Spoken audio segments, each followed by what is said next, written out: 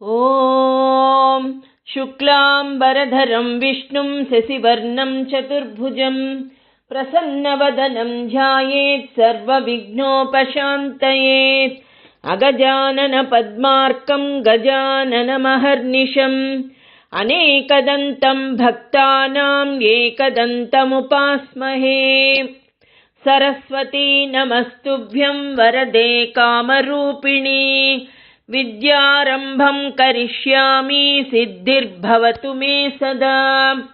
पद्मपत्रविशालाक्षी पद्मकेसरवर्णिनी, नित्यं पद्मालयां देवी सा मां पातु सरस्वती। भगवती भारती निःशेषजाड्यापः। गुरुब्रह्मा गुरुर्विष्णु गुरुदेवो महेश्वरः, गुरुः साक्षात् परब्रह्मा तस्मै श्रीगुरवे नमः।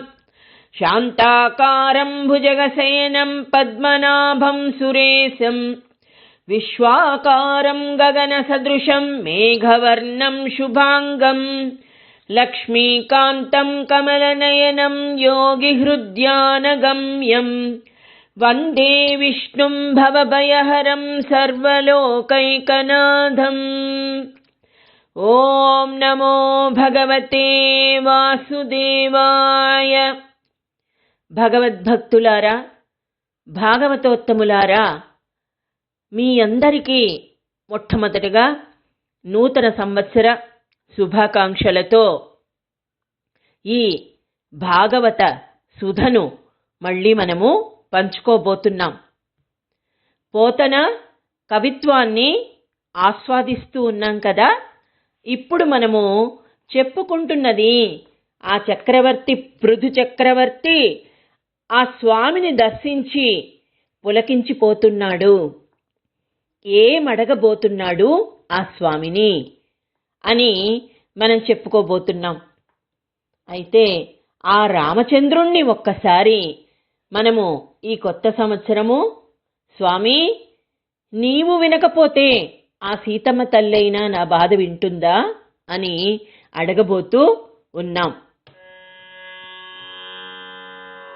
రామచంద్రులు నాపై చలము చేసినారు, సీతమ్మ చెప్పవమ్మా.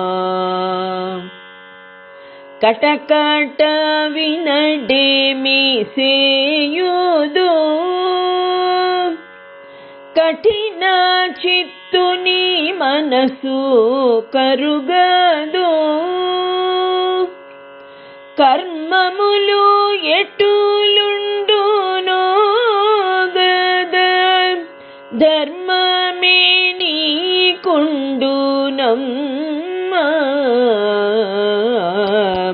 రామచంద్రులు నాపై చలము చేసినారు, సీతమ్మ చెప్పవమ్మా. దినదినము మీ చుట్టూ దీనతతో తిరుగ, దిక్కెవ్వరిక ఓయమ్మా. దీన పోషకుడనుచు వేడితి, దిక్కులన్నీయు ప్రకటమాయను, ఒక్క మాటైనను వినడు, ఎక్కువేమని తలతునమ్మా. రామచంద్రులు నాపై చలము చేసినారు, సీతమ్మ చెప్పవమ్మా. దశరథాత్మజుడెంతో దయశాలి అనుకొంటి, ధర్మహీనుడే అమ్మా. దాసజనులకు దాతయతడట, వాసిగా భద్రగిరీశుడట, రామదాసుని ఏలినాడట రవికులాంబుది సోముడితడట. రామచంద్రులు నాపై చలము చేసినారు, సీతమ్మ చెప్పవమ్మా. ఆ రామదాసుని మొర విన్నట్లే ఆ తల్లి మన మొర కూడా వింటుందని ఆశిద్దాం. అందరినీ చల్లగా కాపాడమని ఆ సీతమ్మ తల్లిని వేడుకుందాం. ఇప్పుడు మనం కథలోకి వస్తూ ఉన్నాం. ఆయన వేడుకుంటూ ఉన్నాడు ఏమని? వినుత మంగళ యశో విభవ సర్వేశ్వర ఇందిర గుణ సంగ్రహేచ్ఛ చేసి, ఏ నీదు శివతరంబైన సత్కీర్తిని అర్థిమై వరించెనట్టి కీర్తి, చతుర సత్పురుష సంగతము గల్గుచునుండ, ధృతి నెవ్వడేని యాదృచ్ఛికతను చేసియు, ఒక మాటు చెవులార విన్న వాడనయంబును, గుణజ్ఞుడయ్యనేని విరతినే రీతి పొందును, ధరణి పశువు దక్కదక్కిన తజ్ఞుండు ధనుజ భేది, కాన ఉత్సుకమతినైన ఏను లక్ష్మీకరణి నిన్ను భజింతును పరమ పురుష. ఆ విష్ణుమూర్తి గరుత్మంతుని మీద విచ్చేసి పృథు చక్రవర్తిని వరము కోరుకొమ్మని అడిగాడట. ఆయన దర్శనాన్ని చూస్తూ మైమరచిపోయినటువంటి ఆయన, ఎలాంటి వాడివి స్వామి నీవు?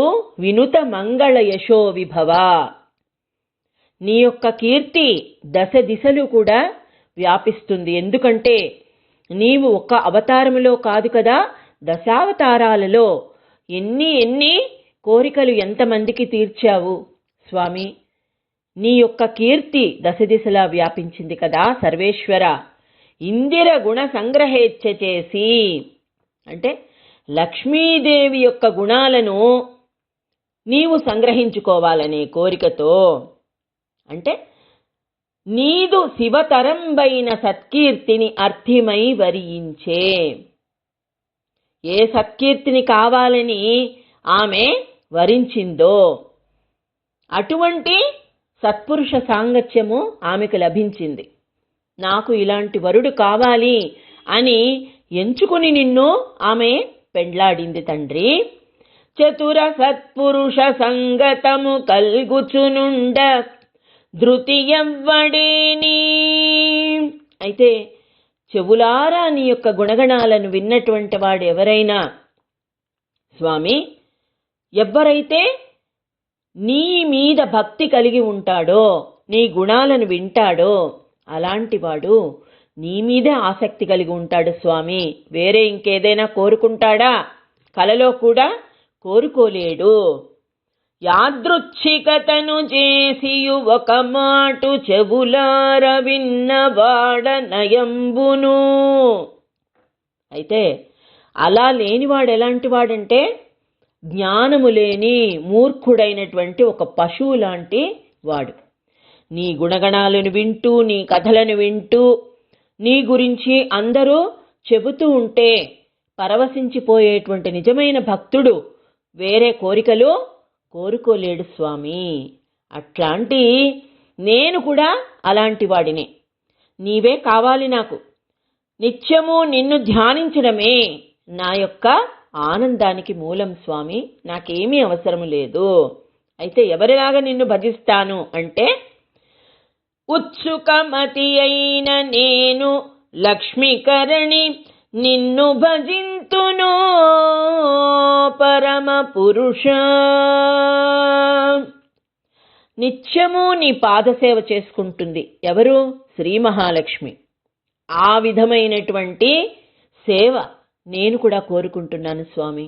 లక్ష్మీదేవి నిన్ను ఎంత భక్తితో సేవిస్తుందో అదే నాకు కూడా కావాలి. ఆ సేవను నాకు అనుగ్రహించు స్వామి అని అంటున్నాడు. చూడండి, ఎప్పుడు కూడా లక్ష్మీదేవి ఆయన పాదాల చెంతే ఉంటుంది. అంతేకాకుండా ఆయన వక్షస్థలంలో ఆమెకు నివాస స్థానాన్ని ఇచ్చాడు శ్రీ మహావిష్ణువు. అలాంటి స్థానాన్ని కోరుకున్నారు అంటే ఎంత గొప్పవారైతే అలాంటి స్థానాన్ని కోరుకుంటారు. పృథు చక్రవర్తి సాక్షాత్తు విష్ణువు యొక్క అంశ కాబట్టి ఆయన అంతటి స్థానాన్ని కోరుకున్నాడు. ఇట్లు భవదీయ సేవా తత్పరులమైన ఇందిరయు నేను ఏక పదార్థాభిలాషం చేసి స్పర్తమానుల మగుచున్న మా ఇద్దరకును పర్యాయ సేవం చేసి కలహంబు లేకుండ నిమ్మట్లుగాక భవదీయ చరణ సరోరుహ సేవాసక్త మనో విస్తారుల మగుటం చేసి. భవదీయ సేవాతత్పరులమైన ఇందిరయు నేను అంటే నేను కూడా నీకు ఆ విధమైన సేవనే చేయాలనుకుంటున్నాను స్వామి. అయితే నీ సేవ అది కాబట్టి నాకు లక్ష్మీదేవికి పోటీ రావచ్చు కదా. మా ఇద్దరిలో నేను చేస్తాను స్వామి సేవ అంటే నేను చేస్తాను అని మా ఇద్దరి మధ్య పోటీ రావచ్చు. పోటీ రాకూడదు కదా.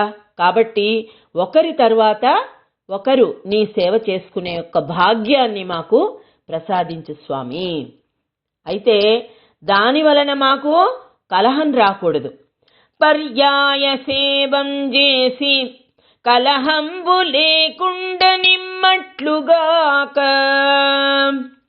మా ఇద్దరి మధ్య కలహం రాకూడదు, నేనంటే నేనని.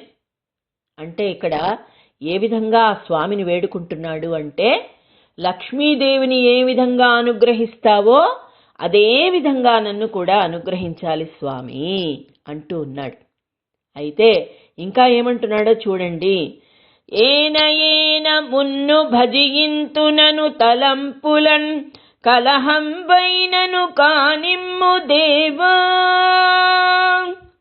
అయితే కలహం వచ్చినా సరే నేను మాత్రం నిన్ను భజించడం వదిలిపెట్టలేను, నాకు కూడా అంతటి స్థానాన్ని నీవు ఇవ్వాలి స్వామి అని వేడుకోవడం కాదు, ఒక విధమైనటువంటి గంభీరంగా నువ్వు నాకు ఇచ్చే తీరాలి అని చెబుతూ ఉన్నాడు. చూసారా, భక్తుడికి భగవంతుడికి మధ్య సంబంధం అదే. ఏమైనా స్వామిని అడగచ్చు.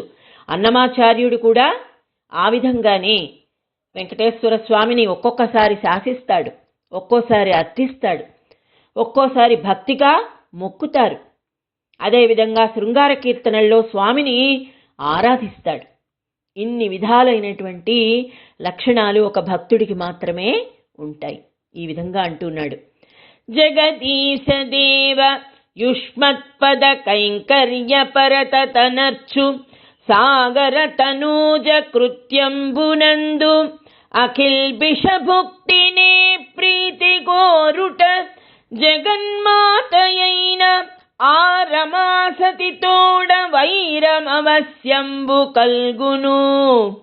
అయినను దయాకార నీవు దీనవత్సలుడవుగాన స్వల్పంబును అధికంబు సేయుదు వట్లుగాన. భవ్య చరిత నిజ స్వరూపంబునందు అభిరతుడవైన నీవు నన్నాదరించు పగిది ఇందిరనాదరింపవు మహాత్మా భక్తజనలోకమందార భవ విదూర. ఆహా, ఎంత చక్కగా చెప్తున్నాడో చూడండి. అయితే యుష్మత్ పద కైంకర్య పరత తనర్చు సాగర తనూజ కృత్యంబునందు నిత్యము నిన్ను ఆమె పాదసేవతో అలరిస్తూ ఉంటుంది శ్రీ మహాలక్ష్మి. అయితే నేను కూడా అదే నిర్మల బుద్ధితో అకిల్బిష బుద్ధిని ప్రీతి కోరుట. నేను కూడా అదే విధమైనటువంటి నిర్మలమైనటువంటి భక్తితో నీ యొక్క సేవ నేను కోరుతూ ఉన్నా ఆమెతో వైరం తప్పక నాకు కలుగుతుంది అవశ్యం. అయినా నీవు దీనవత్సలుడవుగాన స్వల్పంబును అధికంబు సేయుదువట్లు. నీవు కొంచెమైన దాన్ని గొప్పగా చేస్తావు స్వామి. అంటే ఏంటి? నీ దృష్టిలో అల్పమనేది ఉండదు, అధికంగానే ఉంటుంది. నీ యొక్క దయ కూడా అధికంగా ఉంటుంది స్వామి. నీవు భక్తులను అనుగ్రహించే విధాన ఏ విధమైనటువంటి భేదం అనేది నీకు ఉండదు స్వామి. అందరినీ సమానంగా ఆదరిస్తావు. నీవు మహాత్ముడివి. అంతేకాకుండా నన్ను ఆదరించినట్లు మహాలక్ష్మిని కూడా ఆదరించవు. అంటే అర్థం ఏంటి అంటే, భక్తులను ఆదరించిన విధంగా మహాలక్ష్మి మీద కూడా అంత ప్రేమ ఉండదు స్వామికి. అంటే భక్త కోటికి ఆయన కల్పవృక్షం లాంటి స్వామి.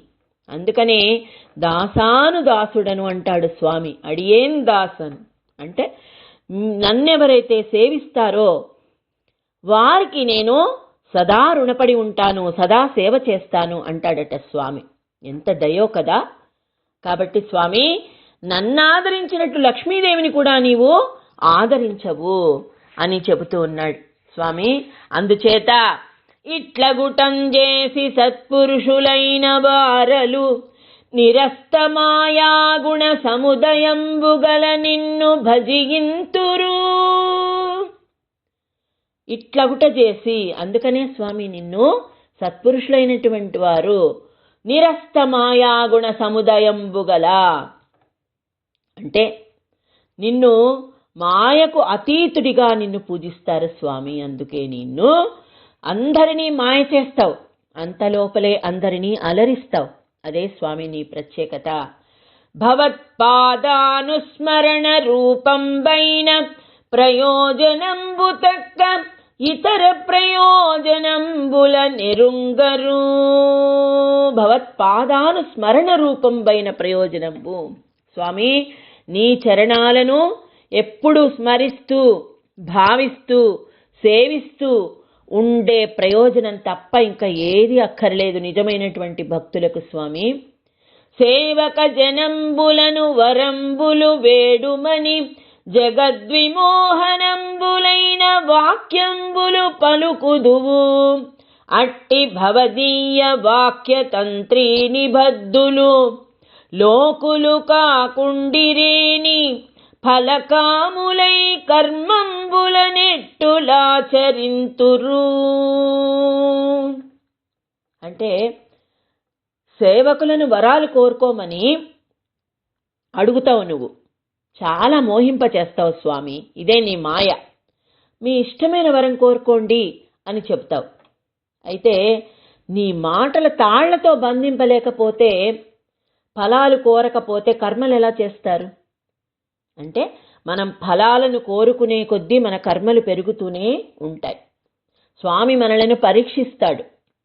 ఏం కావాలి అని అడిగితే, నాకు ఆ సంపద కావాలి, నాకు ఈ ఇల్లు కావాలి, లేకపోతే పుత్ర పౌత్రాదులు కావాలి, ఇంకా ఈ జీవితాన్ని నేను ఆనందింపచేసుకోవాలి, ఇలాంటి కోరికలు కోరుతున్న కొద్దీ కర్మలు ఇంకా పెరిగిపోతూనే ఉంటాయి.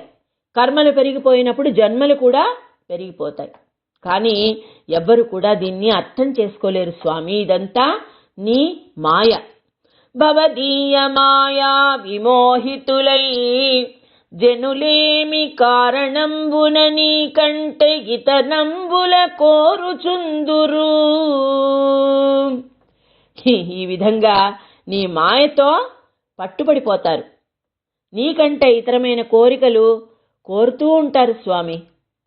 కానీ అందుచేత తండ్రి తనంతన బాలహితంబాచరించునట్లు మాకు నీవహితాచరణంబు ఆచరింప అర్హుండవని పలికిన ఆదిరాజర్షి అయిన పృథు చక్రవర్తి అర్థవంతంబులైన వచనంబులు విని విశ్వద్రష్టయగు నారాయణుడు సంతుష్టాంతరంగుడై ఇట్లనియే.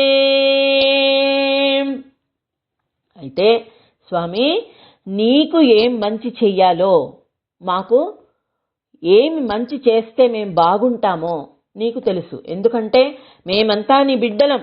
నీవు మాకు లోకపితవు, నీవు మాకు తండ్రివి కదా.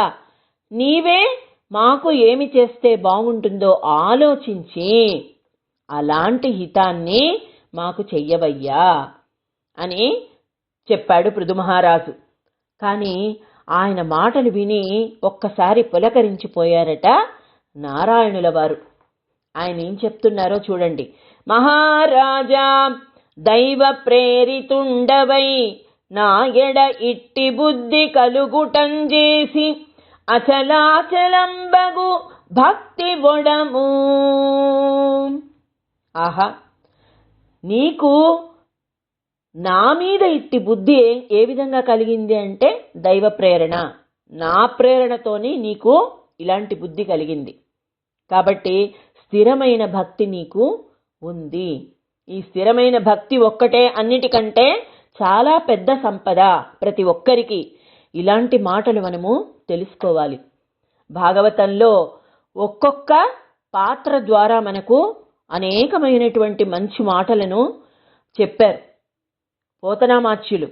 వీటిని మనము అర్థం చేసుకోవాలి. చూసారా, ఎప్పటికీ తరగనిది భక్తి ఒక్కటే. దానిచే దుస్తరంబగు మదీయమాయంతరింతువు.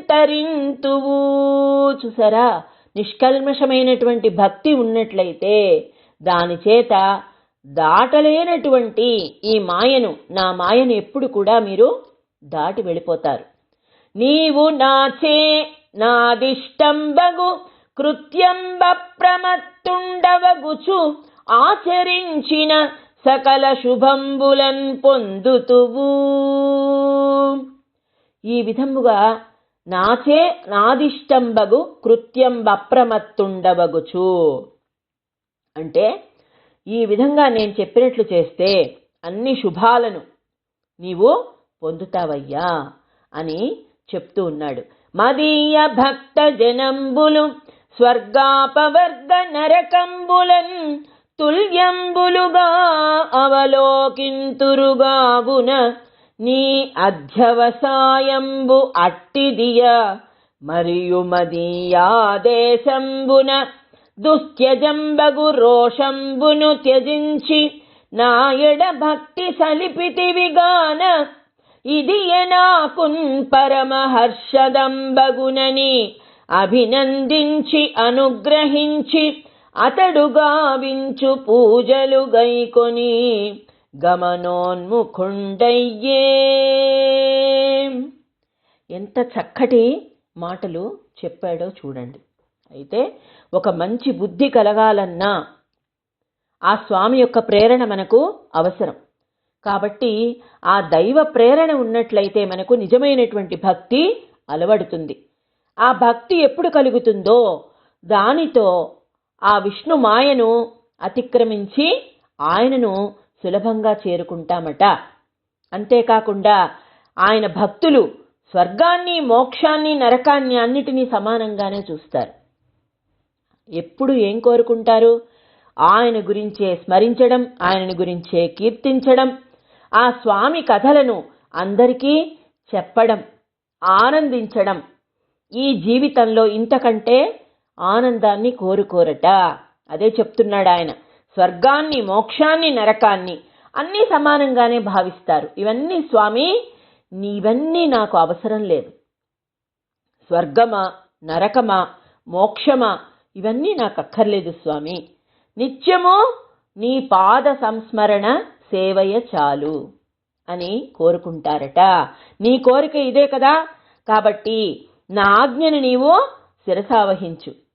విడువలేని రోషం విడిచి, చూసారా, కామ క్రోధ లోభ మోహ మద మాత్సర్యాలు అనేటువంటి అరిషడ్వర్గాలను ఎవరైతే జయిస్తారో వారికి నిజమైనటువంటి భక్తి కలుగుతుందట. ఇది నాకు చాలా పరమానందం కలిగిస్తూ ఉంది. నీవు నన్నే నమ్ముకున్నావు, మరి దేనిని ఆశించడం లేదు. కాబట్టి ఓ పృథు చక్రవర్తి, చాలా ఆనందించాను, నువ్వు అడిగినటువంటి వరాన్ని నేను ప్రసాదిస్తున్నాను అని చెప్పి ఆనందపడుతూ ఇంకా ఏం చెప్తున్నాడో చూడండి. నరసిద్ధచారణ సురముని గంధర్వ కిన్నర పితృసాధ్య పన్నగులును అఖిల జనంబులు హరిపార్శ్వవర్తులు ఆనందమగ్నాంగులగుచు వేడ్క యజ్ఞేశ చింతనుండైన ఆ పృథువుచే సత్కారముల బొంది సమ్మదమున జనిరి నిజాధివాసములకు భగవంతుడైన నారాయణుండు అచ్యుతుండు. ఆహా, అందరూ కూడా యక్ష కిన్నర కింపురుషులు, నర సిద్ధ చారణ సుర ముని గంధర్వ కిన్నర పితృ సాధ్య పన్నగులు అందరూ కూడా ఆ స్వామితో ఉండేవారు. విష్ణుమూర్తి పక్కనే ఉండేవాళ్ళందరూ కూడా ఆనందపడ్డారట ఆ స్వామి చెప్పినటువంటి మాటలు విని. తగ ఉపాధ్యాయ సహితుడై తనరు పృథుని విమలమతులై చూచుచు అమరవరులు తన్ను జయ జయ కలిత శబ్దముల పొగడ జనియనప్పుడు వైకుంఠ సదనమునకు. ఆయన పక్కనే నిలబడి, విష్ణుమూర్తి పక్కనే సిద్ధులు, చారణులు, దేవతలు, గంధర్వులు, కిన్నరులు, పితృదేవతలు, సాధ్యులు, పన్నగులు వీళ్ళందరూ కూడా ఆ పృథు చక్రవర్తి మాట్లాడినటువంటి మాటలకు, ఆ విష్ణుమూర్తి చెప్పినటువంటి సందేశాలకు ఆనందపడిపోయారట. వారందరూ కూడా తమ తమ నివాసాలకు వెళ్ళిపోయారు. కాబట్టి ఆ పృథు మహారాజును చూస్తూ దేవతలందరూ కూడా జయ జయధ్వానాలతో ప్రశంసిస్తూ ఉండగా వైకుంఠానికి వెళ్ళాడు శ్రీహరి.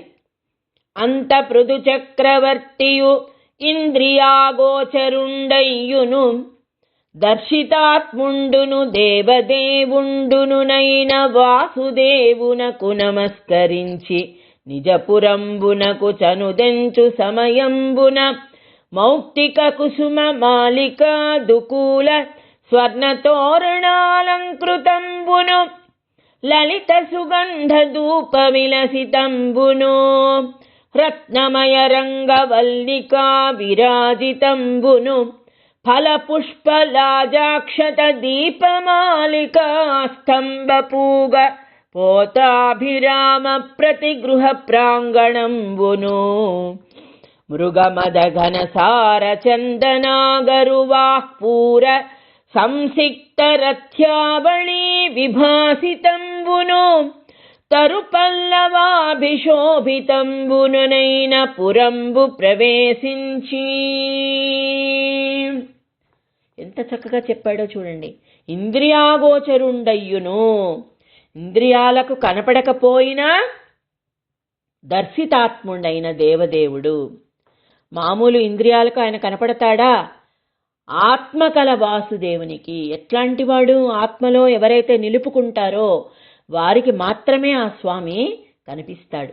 అలాంటి వాసుదేవుడికి నమస్కరించి తన అంతఃపురానికి వెళ్తున్నారు. అక్కడ ఎలా ఉందట? దుకూల స్వర్ణ తోరణాలంకృతంబును. ఎలా ఉంది ఆ పురము? ముత్యాలు, పూలదండలు, బంగారు తోరణాలు ఇవన్నిటి చేత అలంకరింపబడి ఉంది. అంతేకాకుండా ముగ్గులు పెట్టారు. రంగవల్లికా విరాజితంబును సుగంధ ధూప విలసితంబును. సుగంధ ద్రవ్యాలతో ధూపాలేశారట. రత్నాల ముగ్గులు పెట్టారట ప్రతి ఇంటి ముంగిట. ఇంకా ఏమేమున్నాయి? స్తంభపూగ పోతాభిరామ ప్రతిగృహ ప్రాంగణంబును. ఇక ఆ స్తంభాలకు దీపాల వరుసలు పెట్టారు. వరుసగా దీపాలతో అలంకరించారట. అంతేకాకుండా ముంగిట ఇంటి ముందర పువ్వులు, లాజలు చల్లారు, అక్షతలు ఇవన్నీ కూడా చల్లారు. అంతేకాకుండా ఇంకా ఏమేమున్నాయి? చందనాగరు వాక్పూర సంసిక్త రత్యావళి విభాసితంబును. కస్తూరి, చందనం, అగరు వీటి కలిపినటువంటి నీటితో కళ్ళాపి చల్లారట. అదేవిధంగా చెట్లు అటు ఇటు అందమైనటువంటి చెట్లు పల్లవాలు పెట్టారు. ఆ విధంగా వెళుతూ ఉంటే అందరూ కూడా రాజవీధిలో పురస్త్రీలు అందంగా అలంకరించుకొని ఎదురు వచ్చారట. కనకపాత్ర విరచితంబులైన అశేష మంగళ నీరాజనంబుల నివాళింప. బంగారు పాత్రలతో ఆయన వస్తూ ఉంటే నీరాజనాలు ఇస్తూ ఉన్నారట, మంగళ నీరాజనాలు. అంతేకాకుండా చూడండి, గండ ఫలకంబులన్ తాండవంబులు సలుపన్. రాజమార్గమున ఆయన వస్తూ ఉంటే శంఖాలు, దుందుబులు, వాద్యాలు, ఋత్విజుల ఆశీస్సులు ఇవన్నీ కూడా వినిపిస్తూ ఉన్నాయట. విగత గర్వుడై అంతఃపురంబు ప్రవేశించి, ఆయనకి ఇప్పుడు కూడా గర్వం లేదు. గర్వము అనేది ఎప్పుడైతే వస్తుందో అప్పుడు అన్నీ కూడా నశించిపోతాయి, ఘనత కొంచెమైపోతుంది. చేసినటువంటి అన్ని పనులు కూడా కీర్తి కోల్పోతారు. అంతేకాకుండా పేరు ప్రతిష్టలు పోతాయి. అహంకారం ఎప్పుడైతే వస్తుందో, ఆయన నిగర్వి, ఆయనకు గర్వం అనేదే లేదు. అంతఃపురంలో ప్రవేశించాడట. ఈ విధంగా అందరూ కూడా సమధికమతి పౌరజన జానపదులచే తనరారు వివిధ పూజనములంది రాజు సంతుష్టాంతరంగుండు ప్రియవర ప్రదుడై వారల బహువిధముల పూజించే ఇవ్విదంబున మహత్తరములైనట్టి కర్మంబులనాచరించుచును నిరవధ్య చేష్టుడై మహత్తముడననొప్పు ఆ పృథుమనుజ విభుడు మించి భూమండలంబు పాలించి విశద యశము సర్వధరా చక్రమందు నిలిపి చారు శుభమూర్తి రాజన్య చక్రవర్తి పరమ మోదమున పరమ పదమునొందే. ఆహా, అందరూ కూడా మన యొక్క గొప్పతనాన్ని గురించి ఇతరులు చెప్పాలి. ఎవరికి వారు చెప్పుకోకూడదు. ఎవరి పాదాలకు నమస్కారం చేసుకుని 100 ఏళ్ల ఆయుష్ అనుకుంటే ఏం ప్రయోజనము లేదు. ఎన్నో గొప్ప పనులు చేశాడు. అందరికీ ఔషధులు లభించే విధంగా ఆ రాజు భూదేవి నుండి అందరికీ ఎవరెవరికి అవసరమైన ఔషధులు వారికి సంక్రమించే విధంగా కష్టపడి పితకడం జరిగింది. అంతే విధంగా ఆ స్వామిని కూడా ఎంతో పూజించి సేవించి మహాలక్ష్మిలాగా ఆయనను మెప్పించాడట. పౌరులు, అక్కడ ఉన్నటువంటి జానపదులు రాజుకు ఎన్నో పూజలు చేశారు. అప్పుడు ఆ రాజు సంతోషించి వారికి ఎన్నో వరాలు ఇచ్చాడు. అంతేకాకుండా వారిని కూడా పూజించాడు.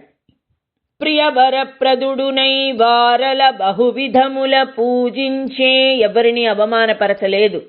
ఎవరికి ఇవ్వవలసిన గౌరవాన్ని వారికి ఇచ్చాడు. చిన్న పెద్ద మధ్య వయసు వారు అందరినీ కూడా సమానంగా ఆదరించాడట. అంతేకాకుండా బ్రాహ్మణులకు కూడా ఎంతో ప్రశంసలు కలుగజేశాడు. ఆ రాజును చూసి బ్రాహ్మణులను కూడా ఎంతో సత్కరించాడు. బ్రాహ్మణులను బ్రహ్మస్వరూపులుగా భావించి సేవించాడు. అంత గొప్పవాడు పృథు చక్రవర్తి. అంతేకాకుండా ఈ భూమండలాన్ని అంతా కూడా కర్మ మార్గంలో, ధర్మ మార్గంలో పాలించాడు. సర్వధరాచక్రమందు నిలిపి యశము, ఎప్పుడు కూడా భూమండలంలో యశం ఏ విధంగా నిలబడుతుంది అంటే ధర్మము 4 పాదాల నడిచినప్పుడే. త్రేతాయుగంలో ఏ విధంగా రాముడు పరిపాలించాడో అదేవిధంగా ఇప్పుడు కూడా పృథు చక్రవర్తి భూమండలాన్ని చక్కగా నిర్దుష్ట కార్యాలు చేస్తూ పరిపాలించాడట. తన సత్కీర్తిని నలుమూలలా వ్యాపింప చేశాడు. ఆ రాజన్య చక్రవర్తి పరమానందంతో పరమపదం పొందాడు. ఇంకా ఇంతకంటే పరమపదం ఏముందమ్మా? అందరినీ కూడా సమానంగా భావిస్తూ ప్రజలను కన్నబిడ్డల్లాగా పరిపాలించి సత్యాన్ని పాటించి భక్తితో ఆ స్వామిని సేవించి అందరికీ ఉపయోగపడేటువంటి రాజు, సర్వత్రా పూజనీయుడు. అలాంటి పృథు చక్రవర్తి చరిత్ర విన్నా సరే ఒక్కసారి ఆయనను సాక్షాత్తు మనము దర్శించుకున్నట్లే భావిస్తూ ఈ పృథు చక్రవర్తి చరిత్రను ఇంతటితో ముగిద్దాము. మళ్ళీ మనం భాగవతంలో రేపటి రోజు ఇక ఏ విధమైనటువంటి కథను మళ్ళీ మొదలు పెడదాం. భక్తితో కూడినటువంటి ఒక భక్తుని కథను మళ్ళీ చెప్పుకుందాం. మీరందరూ కూడా ఈ పృథు చక్రవర్తి యొక్క చరిత్రను విని సకల శుభాలను పొంది అందరూ కూడా ఆయురారోగ్య అష్టైశ్వర్యాలతో వర్ధిల్లాలని కోరుకుంటూ ఉన్నాను. ఓం సహనా భవతు సహనౌ గుణత్తు సహ వీర్యం కరవావహై తేజస్వినావతీతమస్తు మా విద్విషావహై. ఓం శాంతి శాంతి శాంతి. లోకాః సమస్తాః సుఖినో భవంతు, సమస్త సన్మంగళాని భవంతు. స్వస్తి.